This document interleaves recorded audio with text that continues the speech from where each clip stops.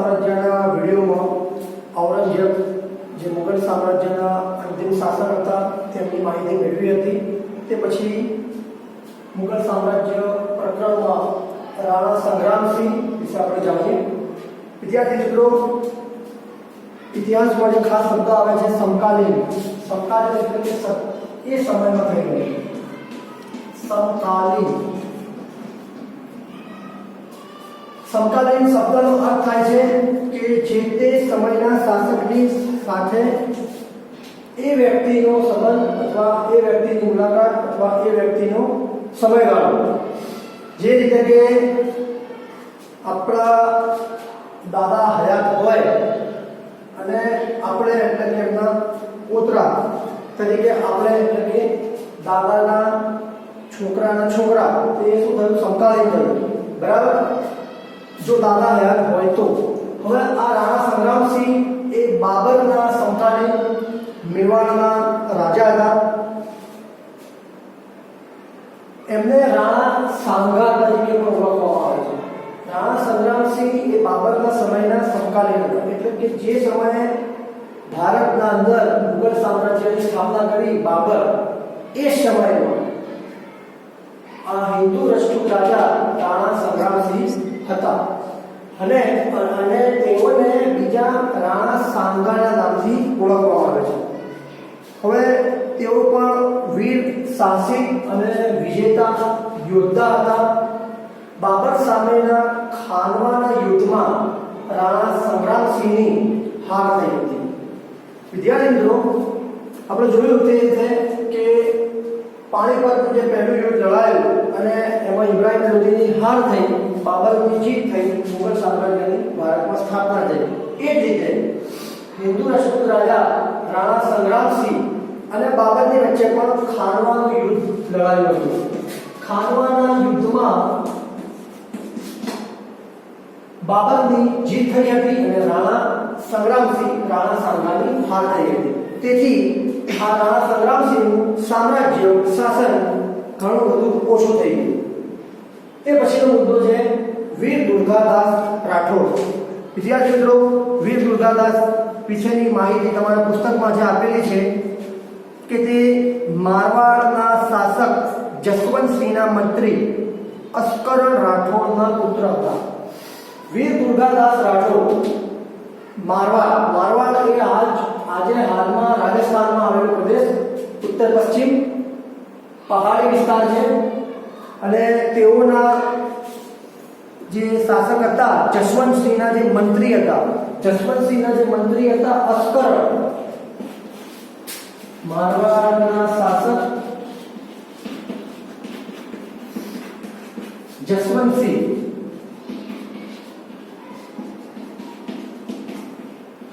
મારવાડના શાસક કોણ હતા? વિદ્યાર્થી મિત્રો, જસવંતસિંહ, અને તેમના મંત્રી હતા અસ્કરણ। આ નામ છે। અસ્કરણના પુત્રનું નામ વીર દુર્ગાદાસ રાઠોડ, એટલે કે અસ્કરણ એ વીર દુર્ગાદાસના પિતા થાય અને આ જે જસવંતસિંહના જે મંત્રી છે અસ્કરણ, તેના પુત્રનું નામ વીર દુર્ગાદાસ રાઠોડ। એ આ પણ મુગલ સામ્રાજ્યના જે છઠ્ઠા શાસક ઔરંગઝેબના સમયમાં થઈ ગયેલા। વીર દુર્ગાદાસ રાઠોડ એ ખાસ કરીને મુગલ સામ્રાજ્યના શાસક ઔરંગઝેબના સમયમાં થઈ ગયેલા। જે રીતે રાણા સંગ્રામસિંહ બાબરના સમયના સમકાલીન હતા, એ જ રીતે વીર દુર્ગાદાસ રાઠોડ ઔરંગઝેબના સમયના સમકાલીન હતા। તેઓએ એટલે કે આ વીર દુર્ગાદાસ રાઠોડે ઔરંગઝેબનું શાસન, તે હિન્દુસ્તાનના સમ્રાટ છે તેવું તેમણે મહત્વ સ્વીકાર્યું ન હતું। તેથી ઔરંગઝેબ અને વીર દુર્ગાદાસ રાઠોડ વચ્ચે યુદ્ધો થયા હતા। તે પછીનો આગળનો મુદ્દો છે મહારાણા પ્રતાપ। વિદ્યાર્થી મિત્રો, મુગલ સામ્રાજ્યમાં આપણે જોયું તે રીતે બાબરના સમયમાં રાણા સંગ્રામસિંહ, ઔરંગઝેબના સમયમાં વીર દુર્ગાદાસ રાઠોડ, એ જ પ્રમાણે અકબરના સમયમાં મહારાણા પ્રતાપ આ મુગલ સામ્રાજ્યના શાસન દરમિયાન સમકાલીન શાસકો હતા, આ રાજપૂત રાજાઓ હતા, બરાબર। હવે આ મહારાણા પ્રતાપ એ અકબરની સામે મેદાને પડનાર મેવાડના શાસક હતા। મેવાડ આજના તમને મેવાડનો તમને ચિત્રનો ફોટો બતાવવાનો છે કે ઉદયપુર, ડુંગરપુર, રાજસમંદ જેવા 3-4 જિલ્લાનો એક વિસ્તાર છે એને મેવાડના નામથી ઓળખવામાં આવે છે। ઉદયપુર, ડુંગરપુર, રાજસમંદ આ જે અત્યારે રાજસ્થાનના જિલ્લાઓ છે એ આ 4 જિલ્લાઓનો એક સમૂહ છે એને મેવાડના નામથી ઓળખવામાં આવે છે। એ મેવાડના રાજા તરીકે મહારાણા પ્રતાપ જાણીતા હતા અને આ મહારાણા પ્રતાપે અકબરની સામે યુદ્ધ કર્યું હતું। તે ઉપરાંત આપણે જાણીએ છીએ તે કે અકબરના સમયમાં 2 મહાન યુદ્ધ થયા હતા જે મુગલ સામ્રાજ્યનો વારસો સાચવવા માટે ઘણા જ મહત્વપૂર્ણ હતા, જેમાં પાણીપતનું બીજું યુદ્ધ હતું જે અકબર અને હેમુની વચ્ચે લડાયું હતું। તે પછી બીજું જે યુદ્ધ હતું એ હલ્દી ઘાટીનું યુદ્ધ હતું। હલ્દી ઘાટી ચિત્રમાં તમને હલ્દી ઘાટીનું મ્યુઝિયમ બતાવવામાં આવશે। આ હલ્દી ઘાટીનું જે યુદ્ધ થયું હતું જે અકબર અને મહારાણા પ્રતાપની વચ્ચે થયું હતું, જેનું વર્ષ છે ઈસવીસન 1576।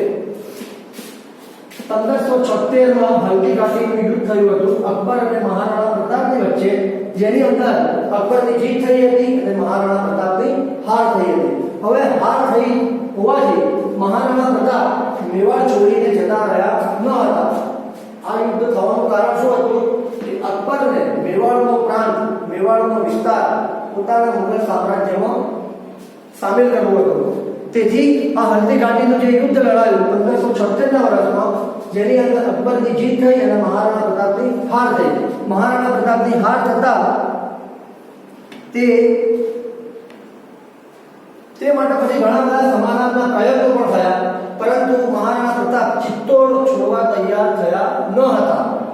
એટલે કે ચિત્તોડનો જે વિસ્તાર છે એ પણ મેવાડમાં આવે છે। ઉદયપુર, ડુંગરપુર, રાજસમંદ અને ચિત્તોડગઢ આ 4 જિલ્લાનો જે વિસ્તાર છે એ મેવાડના નામે ઓળખવામાં આવે છે। તેથી 1576ના હલ્દી ઘાટીના પરાજય બાદ, એટલે કે આ 1576ના હલ્દી ઘાટીના યુદ્ધમાં મહારાણા પ્રતાપની હાર થઈ, તેથી મહારાણા પ્રતાપ પોતાની રાજધાની ગોગુંડામાં લઈ ગયા। ગોગુંડા આ રાજસ્થાનના વિસ્તારનું નામ છે, જે મેવાડની જે વિરાસત હતી મહારાણા પ્રતાપની અને હલ્દી ઘાટીનું જે 1576માં યુદ્ધ થયું અકબરની સામે અને મહારાણા પ્રતાપની હાર થઈ, અકબરની જીત થઈ, તે પછી ચિત્તોડ અને આ મેવાડનો પ્રાંત વિસ્તાર છોડી અને મહારાણા પ્રતાપ પોતાની રાજધાની ગોગુંડામાં લઈ ગયા।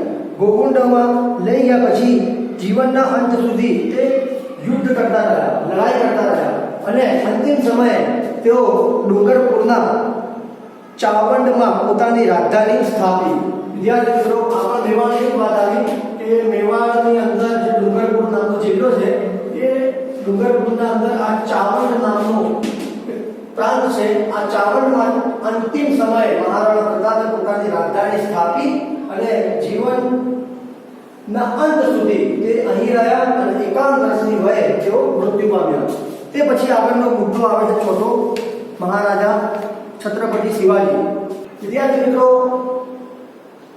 ઔરંગઝેબના સમયમાં 2 મરાઠા થઈ ગયા, જેમાં એક વીર દુર્ગાદાસ રાઠોડ અને બીજા જે છે તે છત્રપતિ શિવાજી। બાબરના સમકાલીન રાણા સંગ્રામસિંહ, જેને રાણા સાંગાના નામથી ઓળખવામાં આવે છે, એ જ પ્રમાણે અકબરના સમયમાં થઈ ગયા મહારાણા પ્રતાપ। હવે આ જે મહારાજા છત્રપતિ જે શિવાજી છે એ ઔરંગઝેબના સમકાલીન હતા અને મરાઠા સામ્રાજ્યના સ્થાપક માનવામાં આવે છે। વિદ્યાર્થી મિત્રો, જે રીતે મુગલ સામ્રાજ્યના સ્થાપક બાબર છે એ જ પ્રમાણે મરાઠા સામ્રાજ્યના સ્થાપક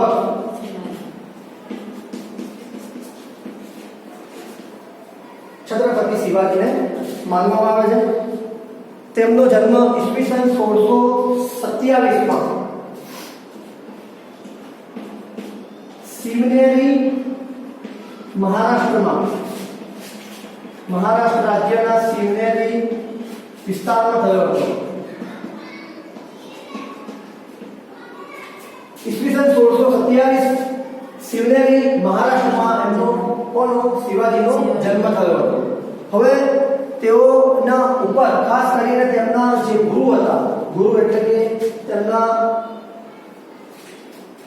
ઉપરી, તેઓના આપણે કહીએ ને પીર કહીએ આપણે, એ રીતે ગુરુ, હિન્દુમાં ગુરુ કહેવાય, બરાબર. તો એમના જે ગુરુ હતા એમનું નામ છે સમર્થક, એમના ગુરુ રામદાસ. આ રામદાસ અને તેમના દાદા કોના, શિવાજીના દાદા કોંડદેવ.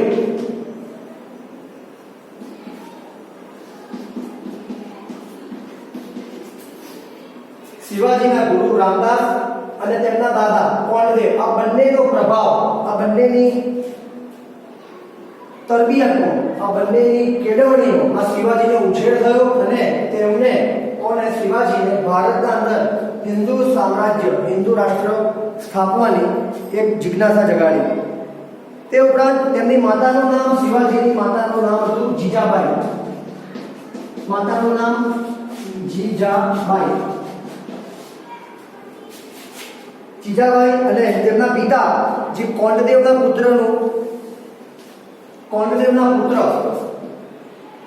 શાહજી. તો વિદ્યાર્થી મિત્રો, શિવાજી વિશેની માહિતી મળે તો આપણે જોઈએ તો તેમનો જન્મ 1627 શિવનેરી મહારાષ્ટ્રમાં જન્મ થયો હતો. તેમના માતાનું નામ જીજાબાઈ, પિતાનું નામ શાહજી, દાદાનું નામ કોંડદેવ અને તેમના જે ગુરુ હતા રામદાસ, આ એમના ગુરુ હતા. અને ગુરુની પ્રેરણાથી તેઓ ઔરંગઝેબના સમયમાં યુદ્ધ કરતા હતા, છાપામાં યુદ્ધ કરતા હતા. કેમ? કેમ કે તેઓને હિન્દુ રાષ્ટ્ર, હિન્દુ સામ્રાજ્ય સ્થાપવાની ઈચ્છા થઈ હતી. તેમણે ઘણી નાની જાગીરમાંથી મહાન મરાઠા સામ્રાજ્યનો વિસ્તાર કરવા 40થી પણ વધારે કિલ્લાઓની રચના કરી. વિદ્યાર્થી મિત્રો, આ જે છત્રપતિ શિવાજી જે છે એ છાપામાર યુદ્ધ પદ્ધતિ કરતા હતા. છાપામાર યુદ્ધ પદ્ધતિ એટલે મરી જવું કાં તો ભાગી જવું. મરી જવું લડતા લડતા, અથવા ચાલુ લડાઈમાંથી, મેદાનમાંથી ભાગી જવું, એને છાપામાર કહેવાય. જેને ઇંગ્લિશમાં કહેવાય ગેરીલા પદ્ધતિ કહેવાય, ગેરીલા મેથડ. શિવાજીને ખાસ કરીને ઔરંગઝેબ અને બીજાપુરના જે મુસ્લિમ શાસકો જે છે, બીજાપુરના મુસ્લિમ શાસકો, બીજાપુર અને ઔરંગઝેબ, આ બંનેની સામે શિવાજીને સંઘર્ષ થતો. તમે અગાઉના પ્રકરણમાં માહિતી મેળવી હશે. બહમની જે સામ્રાજ્ય હતું તેની અંદર બીજાપુરના મુસ્લિમ શાસકો અને ઔરંગઝેબ જે મુગલ સામ્રાજ્યના શાસક, આ બંને શાસનો અને શાસકોની સાથે આ શિવાજીને યુદ્ધ અને લડાઈ થતી હતી. ઈસવીસન 1665માં મુગલ સમ્રાટ ઔરંગઝેબની સામે શિવાજીની હાર થઈ, તેથી તેમને કેદ કરવામાં આવ્યા. પરંતુ શિવાજી એ ચાલાકીથી છટકી ગયા કેદમાંથી અને રાજગઢમાં જઈ અને પોતાના શાસનની ઘોષણા કરી, જેનું વર્ષ છે ઈસવીસન 1674. વિદ્યાર્થી મિત્રો, 1665માં મુગલ સમ્રાટ ઔરંગઝેબની સામે 1665માં શિવાજીની હાર થઈ. હાર થતા ઔરંગઝેબે શિવાજીને કેદ કરીને જેલમાં પૂરી દીધા. તો જેલમાં પૂર્યા પછી આ શિવાજી ચાલાકીથી જેલમાંથી ભાગી ગયા પછી ઈસવીસન 1674માં રાજગઢમાં તેમનો રાજ્યાભિષેક કરવામાં આવ્યો. રાજ્યાભિષેક એટલે તેમને રાજા તરીકે ઘોષણા કરવામાં આવી, રાજા તરીકે તેમને જાહેર કરવામાં આવ્યા અને હિન્દુ સમ્રાટ તરીકે ખ્યાતિ પામ્યા. આ ઉપરાંત તે એક કુશળ વહીવટકર્તા અને સંગઠનકર્તા પણ હતા. બીજું કે તેમના મંત્રીમંડળને અષ્ટપ્રધાન મંડળ તરીકે પણ ઓળખવામાં આવે છે. વિદ્યાર્થી મિત્રો, શિવાજીની ઓળખ ઔરંગઝેબે આપી. ઔરંગઝેબની સામે યુદ્ધ પડ્યા, તેથી શિવાજીનું નામ જાહેર થયું અને શિવાજીને રાજાની ઉપાધિ પણ ઔરંગઝેબ બાદશાહે આપી હતી. કેમ? કેમ કે આપણે જોયું અગાઉના વિડીયોમાં કે ઔરંગઝેબને પોતાના 50 વર્ષના શાસન હતા એ 50 વર્ષના શાસનમાં 27 વર્ષ સુધી તેમણે યુદ્ધો કર્યા અને એ યુદ્ધોમાં સૌથી વધારે એમને મરાઠાઓ જોડે વધારે યુદ્ધો થયા હતા, જેની અંદર 1665માં ઔરંગઝેબ સામે હાર થતા ઔરંગઝેબે કેદ કર્યા, જેલમાં પૂર્યા, પરંતુ ચાલાકીથી જેલમાંથી ભાગી ગયા. 1674માં રાજગઢમાં શિવાજીનો રાજ્યાભિષેક કરવામાં આવ્યો. તે પછી તેઓએ પોતાનું વહીવટ અને સંગઠન વધાર્યું અને પોતાના રાજ્યમાં હિન્દુ સમ્રાટ તરીકે ખ્યાતિ પામ્યા અને અષ્ટપ્રધાન મંડળની રચના કરી. અષ્ટપ્રધાન મંડળ એટલે કે 8 પ્રધાનનું મંડળ. 8 પ્રધાનોમાં જે રીતે આજની વ્યવસ્થા જોઈએ તો એ સમયમાં પહેલા નંબર પર આવે છે વડાપ્રધાન. વડાપ્રધાન એટલે કે પ્રાઇમ મિનિસ્ટર, બરાબર? ત્યારે આપણે પીએમ કહીએ છીએ, પ્રાઇમ મિનિસ્ટર. પછી ગૃહમંત્રી, નાણામંત્રી, કમાન્ડર ઇન ચીફ, સેનાપતિ, પુરોહિત. આ રીતે અષ્ટપ્રધાન મંડળ એટલે કે 8 પ્રધાનોનું મંડળ. 8 પ્રધાનોનું મંડળ જેને મરાઠીમાં કહેવાય અષ્ટપ્રધાન મંડળ, જેની અંદર 8 પ્રધાનો આવે, જેમાં સૌથી પહેલા નંબરે વડાપ્રધાન આવે, બીજા નંબરે ગૃહમંત્રી, સેનાપતિ, નાણામંત્રી, સંરક્ષણ મંત્રી, એ રીતે કુલ 8 મંત્રીઓ આવે. શિવાજીની માહિતી મેળવી. આપણો નવો ટોપિક છે મુઘલ સામ્રાજ્ય રાજ્ય વ્યવસ્થા. મુઘલ વહીવટી તંત્રની વ્યવસ્થિત સ્થાપના અકબર દ્વારા થઈ હતી. આપણે જોયું તેમ અકબરનો જે સમયગાળો છે મુઘલ સામ્રાજ્યમાં જે 49 વર્ષનો હતો, તેણે પોતાના શાસનમાં વહીવટી તંત્રની વ્યવસ્થિત રચના કરી હતી. તેણે જે શાસન હતું તેના કેન્દ્રમાં મુખ્ય બાદશાહ તરીકે પ્રથમ વ્યક્તિને મહત્વ આપ્યું. બાદશાહ રાજ્ય વ્યવસ્થામાં અવ્વલ નંબરે, પ્રથમ નંબરે ગણાતો હતો. એટલે કે જે તે સમયમાં મુઘલ સામ્રાજ્યમાં જે પણ શાસક કે સમ્રાટ હતો તેમાં બાદશાહ એ પ્રથમ નંબર આવતો હતો. તે પછી તેને સલાહ, મશવરો કે કંઈ પણ શાસનને લગતી વાત કરવા માટે એક મંત્રી પરિષદની રચના કરી હતી, જેની અંદર આ જે બાદશાહ છે એ સર્વોચ્ચ સેનાપતિ પણ ગણાતો, કાજી પણ ગણાતો, ન્યાયાધીશ પણ ગણાતો. એટલે કે તે પ્રજાના ચુકાદાઓ ન્યાય કરતો, ઇન્સાફ કરતો. ઉપરાંત એ પોતે મોટી સેનાનો પણ એક સેનાપતિ હતો, કમાન્ડર ઇન ચીફ પણ હતો, બાદશાહ પણ હતો અને કાજી પણ હતો. હવે બાદશાહ અને વહીવટી તંત્ર વચ્ચે તાલમેલ રાખવા માટે વજીરની નિમણૂક કરવામાં આવતી. વજીર મુઘલ સામ્રાજ્યમાં જે બાદશાહ હતો તે અને બાદશાહનું જે મંત્રીમંડળ હતું તે, આ બંનેની વચ્ચે આ વજીર જે છે એ ખાસ ભૂમિકા નિભાવતો હતો. એટલે કે વજીરની નિમણૂક આ રાજ્ય વ્યવસ્થાને મજબૂત કરતી હતી. એ વજીરને એ સમયે દીવાને વજીરે કુલ કહેવામાં. જો વિદ્યાર્થી મિત્રો, વજીરને દીવાને કુલ કહેવામાં આવતું. વજીરને ખાસ કરીને દીવાને વજીરે કુલના નામથી ઓળખવામાં આવતો હતો. હવે આ જે છે વજીર, દીવાને વજીરે કુલ, એ નાણાં અને મહેસૂલી વ્યવસ્થાનો વડો હતો. નાણાં એટલે કે પૈસા, રૂપિયા, અને મહેસૂલ એટલે કે જમીનમાંથી મળતો કર, ટેક્સ. નાણાં એટલે કે પૈસાની વ્યવસ્થા કરવી અને મહેસૂલ ઉઘરાવવું, મહેસૂલની વ્યવસ્થા કરવી, મહેસૂલનું ભંડોળ, ફંડ ભેગું કરવું, ઉઘરાવવું. આ બે જે મુખ્ય કામગીરી હતી એ કોની હતી? વજીરની. વજીરને કયા નામથી ઓળખવામાં આવતો? દીવાને વજીરે કુલ. આ બાદશાહના વહીવટી તંત્ર જે મંત્રીમંડળ હતું એ બંનેની વચ્ચે આ ખાસ ભૂમિકા નિભાવતો હતો. આ ઉપરાંત જે એ સમયે સેનાનો જે વડો હતો એને મીરબક્ષ કહેવામાં આવતો. મીરબક્ષ, સેનાના વડાને મીરબક્ષ કહેવામાં આવતો હતો. આ જે મીરબક્ષ હોય એ સેનામાં સૈનિકોની ભરતી કરતો, ભથ્થા આપતો, બઢતી આપતો, ઊંચા હોદ્દા આપતો, તેની કામગીરી ધ્યાન રાખતો, અધિકારીઓની નિમણૂક કરતો. ઉપરાંત તે ગુપ્તચર તંત્રની પણ ખાસ વ્યવસ્થા કરતો. ગુપ્તચર તંત્ર એટલે કે જાસૂસી, ખુફિયા એજન્સીઓની પણ તે ધ્યાન રાખતો હતો.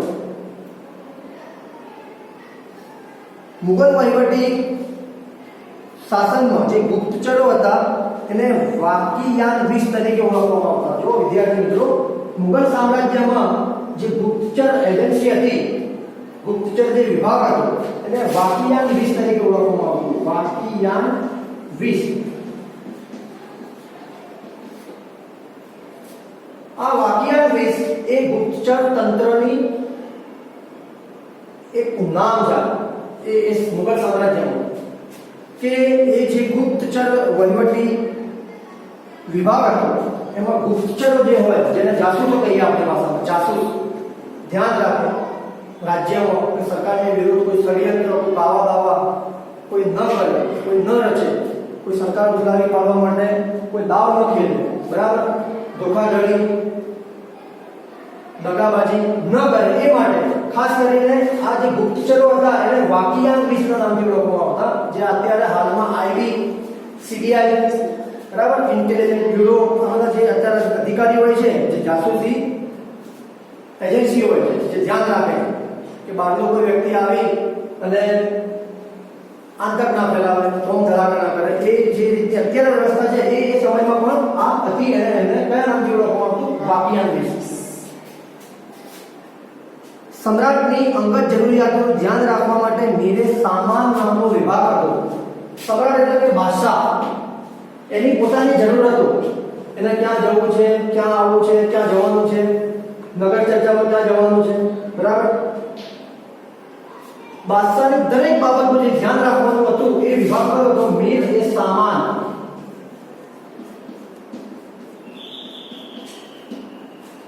બાદશાહની જરૂરતો માટે મેરે સામાન હતો. વજીર અને દિવાની કુલ વજીર તરીકે ઓળખવામાં આવતો, જેમ બે કામ હતું મહત્વનું, એક નાણાં અને મહેસૂલ ઉઘરાવવું. એ ઉપરાંત સેનાના વડાને નિરપક્ષ કહેવામાં આવતો, જે સેનાની અંદર અધિકારીઓ નિમણૂક કરતો, ભથ્થા, વેતન અને ભરતી કરવાની. ઉપરાંત જે ગુપ્તચર વિભાગ હતા એની અંદર વાકિયાન 20 ના નામને ઓળખવામાં આવતા હતા. આ મુગલ સામ્રાજ્યની રાજ્ય વ્યવસ્થા છે. તે પછીનો બીજો મુદ્દો છે મહેસૂલી વ્યવસ્થા. મુગલ સમયમાં મહેસૂલની વ્યવસ્થા કેવી હતી? જે આપણે માહિતી મેળવી ને, દિવાની, વજીર, કુલ જે મહેસૂલ ઉઘરાવતો હતો, તે મહેસૂલની વ્યવસ્થા શું હતી? વિદ્યાર્થી મિત્રો, મહેસૂલ એટલે કે જમીનના ઉપર જે જમીન આપણે ખેડીએ અથવા જે જમીન હોય માલિકીની, એના ઉપર જે સરકારી કર લાગવામાં આવે, સરકારી વેરો, એ મહેસૂલમાં આવે. હવે મુગલ સામ્રાજ્યમાં મહેસૂલ, એની અંદર અકબરે સૌથી પહેલા આરંભ કર્યો, એટલે કે અકબરે શરૂઆત કરી હતી. અને અકબરના સમયથી જ મુગલ સામ્રાજ્યમાં મહેસૂલની વ્યવસ્થાનો એક નવો આયામ, નવો અધ્યાય અને નવો યુગ શરૂ થયો, જેને એક વિશેષ વ્યવસ્થા દાખલ કરી, જેને મનસબદારી વ્યવસ્થા તરીકે ઓળખવામાં આવે છે. મનસબદારી. અકબરે ભારતમાં એક નવી મહેસૂલી વ્યવસ્થાનો આરંભ કર્યો હતો, જેને મુગલ સામ્રાજ્યમાં મનસબદારી વ્યવસ્થા તરીકે ઓળખવામાં આવ્યું. એની અંદર મહેસૂલનો દર વાર્ષિક ઉપજના 1/3 ભાગ જેટલો હતો. વાર્ષિક એટલે કે દર વર્ષે 1/3 ઉપજ, એટલે કે 3 ભાગ થાય, એક ભાગ મુગલ સામ્રાજ્યના શાસનમાં જાય, એટલે 3માંથી 1 ભાગ મુગલ સામ્રાજ્યની મહેસૂલી વ્યવસ્થામાં જમા કરવામાં આવતો. અકબરની મહેસૂલી વ્યવસ્થાનો સ્થાપક ટોડરમલ હતો. ટોડરમલ, તમને એનો વિડીયોમાં ફોટો બતાવવામાં આવશે. જમીન માપણી જેવી જમીન એવું મહેસૂલ, ને કેટલું મહેસૂલ લેવું અને તેનો વાર્ષિક દર કેટલો, એની આખી વ્યવસ્થાનો જે પાયો નાખ્યો હતો આ ટોડરમલ. અકબરના નવરત્નોમાં આ સ્થાન ધરાવે છે. એને રાજાના નામથી પણ ઓળખવામાં આવે છે. એટલે કે મનસબદારી પદ્ધતિ સેના અને મહેસૂલ એમ બંને સાથે સંકળાયેલ હતી. આ મનસબદારી જે પદ્ધતિ છે એ સેના એટલે કે સૈનિકો અને મહેસૂલ એમ બંને સાથે સંકળાયેલી હતી. કેમ કે તેણે આધુનિક પદ્ધતિ દાખલ કરી હતી કે સેના પર જે જગ્યાએ રહે છે, સેના પર જે જમીન ઉપર રહે, તેનું પણ મહેસૂલ આ મનસબદારીમાં ઉઘરાવવામાં આવતું હતું. મનસબ એટલે કે જાગીર. મનસબદાર એ જાગીરનો વડો કે અધિકારી ગણાતો. મનસબ એટલે કે જાગીર. બરાબર. માની લો કે એક મોટી જમીન છે 100 ચોરસ ફૂટ કે 1000 ચોરસ ફૂટ, એ જે જાગીર છે, એ જે જમીન છે, એનો જે વડો છે એ જાગીરદાર ગણાતો. બરાબર. એટલે જે જાગીરમાંથી મહેસૂલ ઉઘરાવતો અને તે વિસ્તારનો કાયદો અને વ્યવસ્થા તે જાળવતો. માની લો કે જે જમીન પર તે મહેસૂલ ઉઘરાવવા જાય તો ત્યાં કોઈ મારફાટ, લૂંટફાટ, લડાઈ ઝઘડો કે કોઈ ફિતના ફસાદ ન થાય તેનું પણ તે ધ્યાન રાખતો અને તેની પણ તે વ્યવસ્થા કરતો, કાયદો પણ જાળવતો. કોણ? મનસબનો જાગીરદાર અધિકારી. આ માટે તેને જાગીર પ્રમાણે લશ્કર પણ આપવામાં આવતું. માની લો કે 100 કિલોમીટરના એરિયાની મહેસૂલ ઉઘરાવવાની છે જમીનની, તો તેટલા વિસ્તાર પ્રમાણે તેને બાદશાહ તરફથી તેને લશ્કર પણ આપવામાં આવતું, જેથી ત્યાં કોઈ ખાના ખરાબી, યુદ્ધ, લડાઈ ઝઘડો ન થાય અને શાંતિથી તે જમીનનું મહેસૂલ ઉઘરાવી શકે. એટલે કે તે તેના વિસ્તારનો જાગીરદાર ન્યાયાધીશ પણ ગણાતો હતો. તેની નિયત સમયે બદલી પણ કરવામાં આવતી. અને આ જે મનસબદારી જે પદ્ધતિ જે દાખલ કરી હતી અકબરે મહેસૂલ માટે, તે આખા વિશ્વમાં જાણીતી અને પ્રસિદ્ધ હતી. ત્યાર પછીનો મુગલ કાલીન સંસ્કૃતિ.